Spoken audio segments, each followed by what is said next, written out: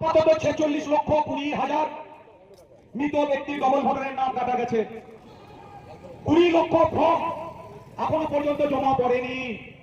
আশ্চর্যের বিষয়, মাথায় টুপি পরে যে লোক, যে ব্যক্তি দাউদে ইসলাম দেয়, যে কলকাতাকে মিনি পাকিস্তান করার চক্রান্তে লিপ্ত মাননীয় ফিরহাদ হাকিম মহাশয়ের, আজকে মমতা ব্যানার্জি রাজ্যের মাননীয় মুখ্যমন্ত্রী, আমরা তাকে হঠাৎ করে দেখলাম চিরাচরিত ভারত বিরোধী মনোভাব নিয়ে, দেশমাতৃকাকে ধ্বংস করার নাম নিয়ে বুকে সংবিধানকে নিয়ে কলকাতার রাজপথে উনি হাঁটছেন।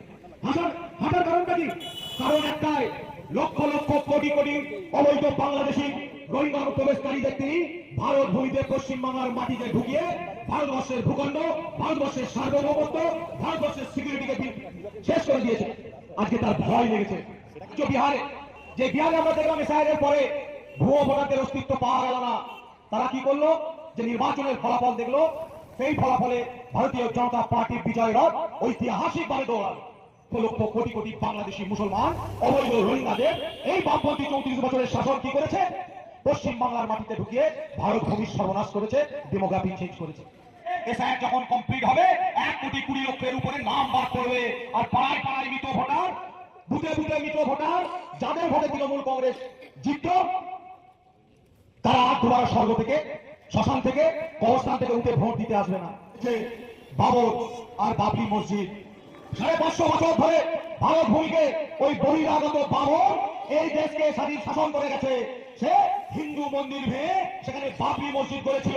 বহু কেস লড়াই করে সমস্ত ধর্মগুরু, সমস্ত ভারতবর্ষের ধর্মীয় যত সংস্থা আছে, প্রতিষ্ঠান আছে, সবার সহমতে ভাতৃত্ব বজায় রেখে সেখানে রাম মন্দির যেটা আগে ছিল সেটা সেখানে হয়েছে। বাবরি মসজিদের জন্য 5 একর জমি দেওয়া হয়েছে। আমি মোহাম্মদ ওয়াসিম, আমার মতো লক্ষ লক্ষ ভারতীয় জনতা পার্টির রাষ্ট্রবাদী মুসলমানরা বলছি, এই ভারত ভূমিতে না रहेगा बाबर, না रहेगा बाबरी, তেল লাগাকে ডাবর কা, নাম মিটাएंगे बाबर का। এই যে চক্রান্ত মুসলমানদের জড়াবার জন্য, এই চক্রান্তের মাস্টার প্ল্যানের নাম মমতা ব্যানার্জি। মমতা ব্যানার্জি ভূমিতে ভারতীয় জনতা পার্টি একমাত্র দল, আপনার দল, আমার দল, ভারতবর্ষের 140 কোটি মানুষকে সেবা দেওয়ার দল। যে দল ভারতবর্ষের মুসলমান সমাজ থেকে তুলে এনেছে কাকে?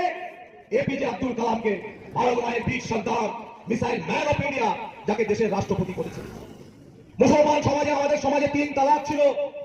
বারে বারে ভারতবর্ষের বিভিন্ন রাজনৈতিক দল নরেন্দ্র মোদীকে সাম্প্রদায়িক বলতো। ইসলাম এসেছিল প্রফেট হযরত মুহাম্মদ সাল্লাল্লাহু আলাইহি ওয়াসাল্লামের হাত ধরে, সুদূর মক্কা থেকে, সৌদি আরবের মক্কা থেকে। সারা বিশ্বে ইসলাম ধর্ম ছড়িয়ে পড়েছে। আমার আওয়াজ ইসলাম ধর্মাবলম্বী বাবা মা ভাই বোনের কানে যাচ্ছে। যার আওয়াজ যাচ্ছে তার নাম মোহাম্মদ ওয়াসিম। আমার বাবা মা দুজনেই হাজি। আপনাদের বলতে চাই, এই নরেন্দ্র মোদী, সাম্প্রদায়িক নরেন্দ্র মোদীর জন্য ভারতবর্ষের কোটি কোটি আমার মুসলমান মা বোন আজ 3 তালাকের এই জঘন্য প্রথা থেকে স্বাধীনতা পেয়েছে। হে অশিক্ষিত বাবা, হে আমার মায়েরা, আপনার ঘরের ছেলে মেয়েরা আছে গুজরাট, আছে মহারাষ্ট্র, আছে রাজস্থান, আছে উত্তরপ্রদেশ, আছে উত্তরাখণ্ড। একবার ভেবে দেখেছেন আপনার ছেলেরা যে টাকাটা বাইরে থেকে ইনকাম করে আসছে, সেই রাজ্যে তাদের শাসন? ভারতীয় জনতা পার্টির সুশাসন, শ্রীরামের শাসন চলছে। তৃণমূল কংগ্রেসের হাতে হাতিয়ার ধরবে, তৃণমূলকে ভোটে যেতে দেওয়ার জন্য মুসলমানকে মারবে। ভুলে গেছেন বন্ধুই, ভুলে গেছেন একটা মুসলমান গোটা পরিবারকে তৃণমূলের ক্যাডাররা চাঁদ জ্বালিয়ে পুড়িয়ে মেরে দিল। আর দুর্নীতি, এই বাংলা মা শারদার বাংলা, ঠাকুর রামকৃষ্ণের বাংলা, কাজী নজরুলের বাংলা, রবীন্দ্রনাথ ঠাকুরের বাংলা, বিনয় বাদল দীনেশের বাংলা, শরতের বাংলা। আর এই বাংলায় আমরা কি দেখছি? নারী ধর্ষণে রাজ্যের মহিলা মুখ্যমন্ত্রী পশ্চিমবঙ্গকে সারা ভারতবর্ষের ব্র্যান্ড অ্যাম্বাসেডর করে দিয়েছে। আর ধর্ষণ কাদের হচ্ছে কখনো খেয়াল করে দেখেছেন? মাথা ঘুরে যাবে। বেঁচে বেঁচে সনাতনী আমার মা বোনেদের ধর্ষণ করা হচ্ছে। কামদনিতে ধর্ষণ করার পর একটা মাতৃশক্তিকে, যে ভারত ভূমিতে নারীকে দেবীর রূপ দেওয়া হয়েছে, মায়ের রূপ দেওয়া হয়েছে, তাকে জল খেয়ে ফেলা হয়েছে, টুকরো টুকরো করে ফেলা হয়েছে। আমরা ভুলে যাইনি পার্সিটের ধ্বংসপাচক কাণ্ড। আমরা ভুলে যাইনি ওই নারকীয় 75 বছরের বিদ্যা সন্ন্যাসিনী, রানাঘাটের সন্ন্যাসিনী যে সারা জীবন যৌবন দিয়ে দিয়েছে মানব সেবায়, তাকে এই তৃণমূলের হার মাথা ছাড়েনি। আমরা ভুলে যাইনি আজীবনের ঘটনা, একটা গরিব পরিবারের মেয়ে সেলাই মেশিনের কাজ করে তার বাবা মা সন্তানকে বড় করেছে, ডাক্তার করেছে। সেই ডাক্তারকে অন্যায় প্রতিবাদ করার জন্য তাকে কিভাবে হত্যা করা হয়েছে। আমরা ভুলে যাইনি এই বিষয়ে আরম্ভের ঘটনা, একটা 4 বছরের কন্যা সন্তানকে মশারি কেটে নিয়ে গিয়ে ধর্ষণ করা হয়েছে। এই কোন বাংলায় বসবাস করছি আমরা? রাবণ রাজত্বে এইরকম নারকীয় ঘটনা ঘটেনি। মমতা ব্যানার্জি প্রত্যেকটি কেসে কি করেছে? পাশে পুলিশ সুপারিনটেন্ডেন্টকে দাঁড় করিয়ে দিয়ে এই কিছু পাওয়া গেছে। আর বর্তমানে এমন অবস্থা, স্বাস্থ্য অবস্থা, শুধু নীল সাদা রং দেখতে পাবেন। আর আমার গ্রাম বাংলার যত গ্রামীণ হসপিটালগুলো ছিল সব তৃণমূল কংগ্রেসের মদ গাঁজার আসর হয়ে গেছে। সন্ধ্যার পর যদি 5 লক্ষ টাকা করে স্বাস্থ্য বীমা কেন্দ্রে ঢুকতো, তাহলে বাংলার প্রত্যেকটি মানুষের স্বাস্থ্য বীমা হতো 5 লাখ প্লাস 2 লাখ 7 লাখ। মমতা ব্যানার্জি কি অসুবিধা এমন হয়ে যেত? এমন মমতা ব্যানার্জির মাথায় কি পর্যায়ে ঘটতো যে আমার গ্রাম বাংলার গরিব মানুষ যদি 7 লক্ষ টাকা মেডিকেল কভারেজ পেত। উনি এই সস্তা রাজনীতির জন্য 5 লক্ষ টাকা কেন্দ্রের আয়ুষ্মান ভারত স্বাস্থ্য বীমা উনি করলেন না, নিলেন না। বাংলার 10 কোটি মানুষকে বঞ্চনা দিয়ে দিলেন। আপনাদের বলতে চাই, পশ্চিম বাংলার 70% মানুষ কৃষিকাজের সঙ্গে যুক্ত। সেই কৃষিকাজের মানুষগুলোর জন্য প্রধানমন্ত্রী নরেন্দ্র মোদী কিষাণ সম্মান নিধি চালু করেছিলেন। 6,000 টাকা করে বাৎসরিক, 3টে কিস্তিতে 2,000 টাকা করে পাবেন। নরেন্দ্র মোদী বারে বারে কিষাণ মন্ত্রণালয় নবান্নে চিঠি করেছে যে দয়া করে পশ্চিম বাংলার মাঠে খেটে খাওয়া মানুষগুলোর জন্য লিস্টগুলো পাঠান। 65 লক্ষ রেজিস্টার্ড কৃষক, তাদের নাম মমতা ব্যানার্জি পাঠায়নি দিল্লিতে। তাহলে আক্ষরিক অর্থে রাজ্য সরকার ভারত সরকারকে বলতে চাইলো পশ্চিম বাংলায় কোনো কৃষক নেই, পশ্চিম বাংলায় কোনো কৃষক নেই। আর এই মমতা ব্যানার্জি 34 বছরের বামফ্রন্টের আমরা অপশাসন দেখেছি। আমরা দেখেছি নিতাই, আমরা দেখেছি নন্দীগ্রাম, আমরা দেখেছি মরিচ্ছাবির হত্যাকাণ্ড, আমরা দেখেছি ইনকলাব জিন্দাবাদ, আমরা খাবো তোমরা বাদ, লড়াই করে বাঁচতে চায় নামে চিট ফান্ডের মাধ্যমে বাংলার মানুষকে সর্বশান্ত যিনি করেছেন। আপনাদের বলতে চাই, জনস্বার্থ মামলার মাধ্যমে এই গরিব মানুষগুলো, কোটি কোটি প্রতারিত মানুষগুলো অর্থ ফেরত দেওয়ার জন্য একমাত্র ভারতীয় জনতা পার্টি বিজেপি মাঠে ঘাটে ছিল, আজও আছে। কেন আমরা অঙ্গীকারবদ্ধ বাংলার মানুষের কাছে, পশ্চিম বাংলায় বিজেপি ক্ষমতায় এলে পেটে পা দিয়ে গলায় হাত ঢুকিয়ে যারা বাংলার গরিব মানুষের চিট ফান্ডের টাকা লুট করেছে সেটা বার করে গরিব মানুষের ঘরে ঘরে ফেরত দিতে। মমতা ব্যানার্জিকে ভোট দেয়নি, ওই বাংলাদেশিরা দুপুরবেলায় গরুর গোশত দিয়ে ভাত খাবে, রাত্রিরে গরুর গোশত দিয়ে ভাত খাবে। তার জন্য পশ্চিম বাংলার মুসলমানরা ভোট দেয়নি, পশ্চিম বাংলার হিন্দুরা ভোট দেয়নি। মমতা ব্যানার্জি পশ্চিম বাংলার হিন্দু মুসলমানের কথা না ভেবে টোটাল সিস্টেমটা বাংলাদেশের গরু পাচারে ব্যস্ত করেছেন। রাষ্ট্রীয় সম্পত্তি, কয়লা চুরি, বালি চুরি, কি চুরি নেই। অবশেষে আমরা দেখছি বারাসাতে মৃতদেহের চোখ চুরি, মৃতদেহের যার বাড়ির ডেড বডি তাকে বলছে বড় বড় মর্গে বরফ নেই। এই বর্তমানে আমাদের মেডিকেল ব্যবস্থা, আমাদের বেরিয়ে আসতে হবে, আমাদের বাঁচার পথ বাঁচতে হবে। পশ্চিম বাংলায় ফ্যাক্টরি নেই, প্রতি বছরে 1,000 টাকার লক্ষ্মী ভান্ডারের জন্য এখনো যারা ভাবছেন তৃণমূলকে ভোট দেবেন, ইতিহাস আপনাদের ক্ষমা করবে না। আপনারা আগামী প্রজন্ম, আপনার পরিবারের ছেলের জীবনগুলো ধ্বংস করে দিচ্ছেন শুধুমাত্র 1,000 টাকার জন্য।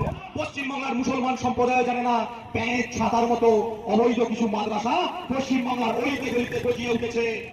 মাদ্রাসার তলায় বোমা তৈরি হচ্ছে। আস্তাগফিরুল্লাহ। আমরা সিরিয়ায় দেখেছি মাদ্রাসায় বোম ব্লাস্ট, মসজিদে বোম ব্লাস্ট।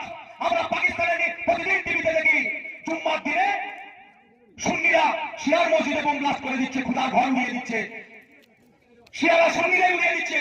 আমরা ইয়েমেনের মাটিতে দেখেছি ধর্মীয় হানাহানি, মুসলমান ভার্সেস মুসলমান।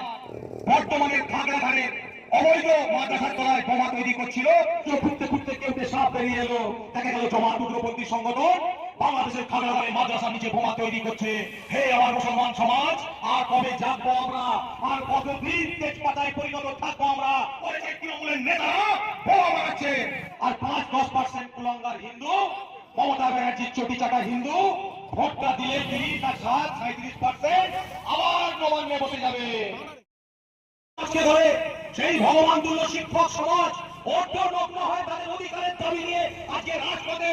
আর এই মমতা ব্যানার্জি 6-7 পর্যন্ত পর্যায়ে আমন্ত্রণ করছি, এই বাংলা বাঁচাবার চায় বাংলার 10 কোটি মানুষের।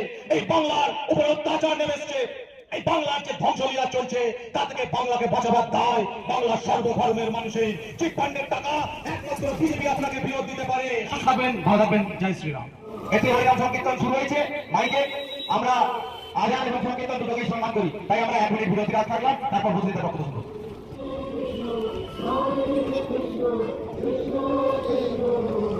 হাইকোর্টের একজন জাজ তিনি সমস্ত কিছু স্বীকার করছেন যে হ্যাঁ দুর্নীতি হয়েছে, অন্যায় হয়েছে, ক্ষতি হচ্ছে এখানকার লোকাল চাষিদের। আর সেই চাষিদের ক্ষতি করে তৃণমূল কংগ্রেসের নেতা কর্মীদের পকেট ভরছে। কিভাবে পকেট ভরছে আগে বন্ধ করে দাও। আগামী দিনে আরো একটি প্রচলিত প্রমাণ হবে তৃণমূল মানে চোর, তৃণমূল মানে চুরির বন্ধ সেখানে থাকবে। আমাদের মুখ্যমন্ত্রী তিনি এটা চান, আর চান বলে পাড়ায় পাড়ায় মোড়ের মাথায় মাথায় মদের দোকান খুলে দিয়েছেন, মদের দোকানের লাইসেন্স খুলে দিয়েছেন। কেন খুলে দিয়েছেন বন্ধু? তার একটাই কারণ, কারণটা অন্য কিছু নয়, যুব সমাজকে মদ খেয়ে মাতাল করে পাগল করে রেখে দাও। তারা মদ খেয়ে মাতাল হয়ে যাতে পড়ে থাকে। আজকে যে উন্নয়নের টাকা, আজকে যে বিভিন্ন প্রকল্পের টাকা তৃণমূল কংগ্রেসের নেতা কর্মীরা পাড়ায় পাড়ায় গিয়ে বলে আমরা দিচ্ছি আমরা দিচ্ছি, জেনে রেখে দেন মমতা ব্যানার্জি কি তার বাবার ঘর থেকে নিয়ে আসছে, না অভিষেক ব্যানার্জি তার বাবার ঘর থেকে নিয়ে আসছে যে তার কর্মীরা পাড়ায় পাড়ায় গিয়ে বলছে লক্ষ্মীর ভান্ডার আমরা দিচ্ছি,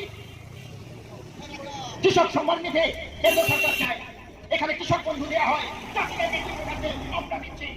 তৃণমূল কংগ্রেস সরকারে চলে যাওয়ার সঙ্গে সঙ্গে রাজনৈতিক দল থেকে নয়, বিজেপি থেকে কোনো টাকা দেওয়া হয় না, যার টাকা দেওয়া হয় সেটা জেনে রেখে দিন জনগণের ট্যাক্সের টাকা। আজকে এই এলাকায় যে সমস্ত মানুষজন বসবাস করেন প্রত্যেকে 37 রকমের ট্যাক্স আপনারা দিয়ে থাকেন।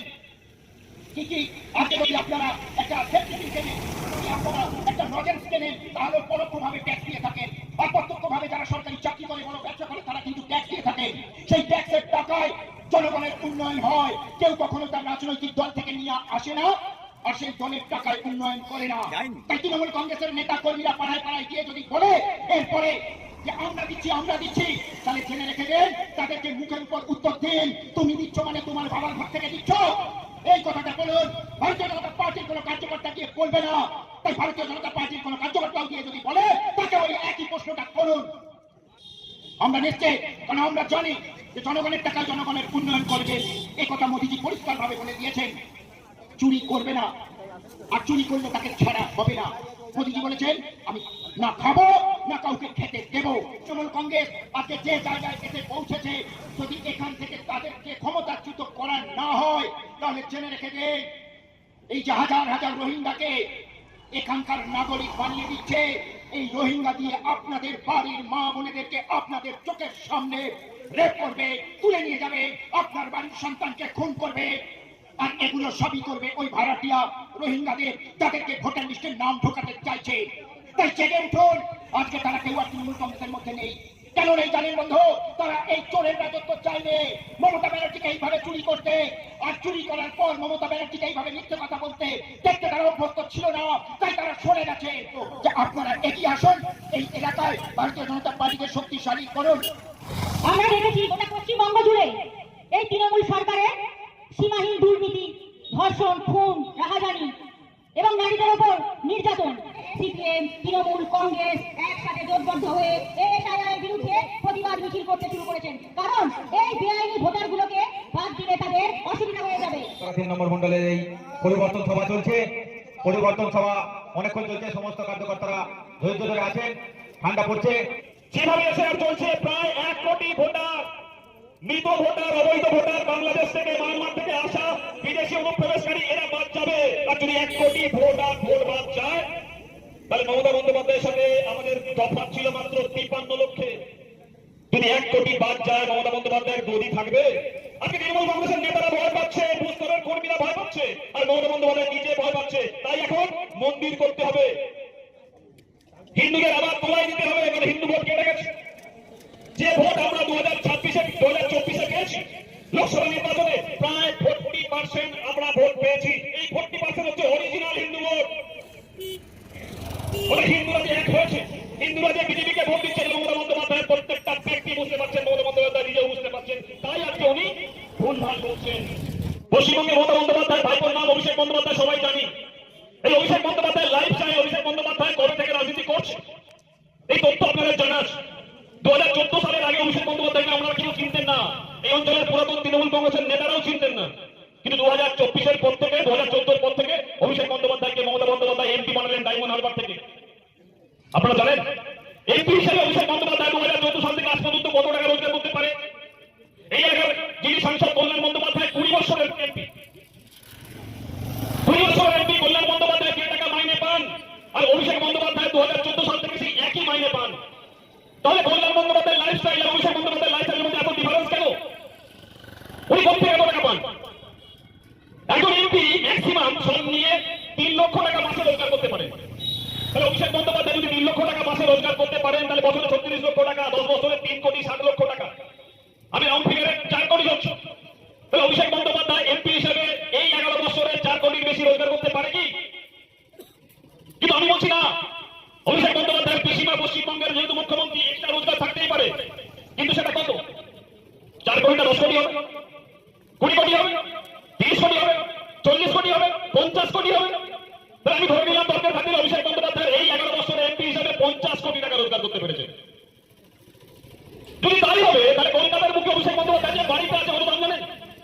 আমি বলছি না, কলকাতার যে কোনো বড় ডেভেলপারকে জিজ্ঞাসা করুন, যে কোনো বোর্ডারকে জিজ্ঞাসা করুন, গুগল সার্চ করুন, দেখবেন অভিষেক বন্দ্যোপাধ্যায়ের ওই বাড়িটার দাম শুধু 100 কোটি টাকা।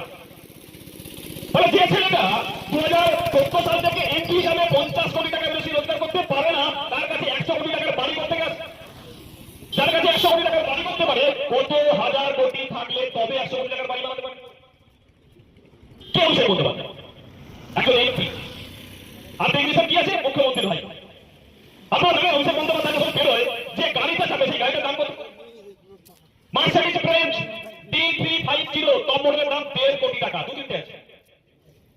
60 থেকে 70 জন বডিগার্ড বাউন্সার তাকে সবসময় ঘিরে চলে। এক একজনের জন্য খরচ প্রত্যেক মাসে 1 কোটি টাকা, 1 লাখ টাকা। তার বাড়িটা পাহারা দেয় প্রায় 400-500 পুলিশ। তাহলে মাসে এত হাজার হাজার টাকা, এত লক্ষ লক্ষ টাকা খরচ প্রত্যেকে আসে না? আর এই ছেলেটা দাঁড়িয়ে কারেন্সি কথা বলছে, দেশের প্রধানমন্ত্রী নির্বাচনের কথা বলছে। যারা আপনারা আমাকে শুনছেন, মুখ্যমন্ত্রীর ভাই বোন নাম অভিষেক বন্দ্যোপাধ্যায়, আপনারা বলে দিতে পারবেন। আমি যদি আপনাদেরকে কোশ্চেন করি, দেশের প্রধান এছাড়া মন্ডলের বিভিন্ন কার্যকর্তা বুথ থেকে শুরু করে বিএলএটু যারা এখানকার এই সভাটাকে সুষ্ঠুভাবে পরিচালনা করলো, তাদেরকে মন্ডলের পক্ষ থেকে ধন্যবাদ জানাই।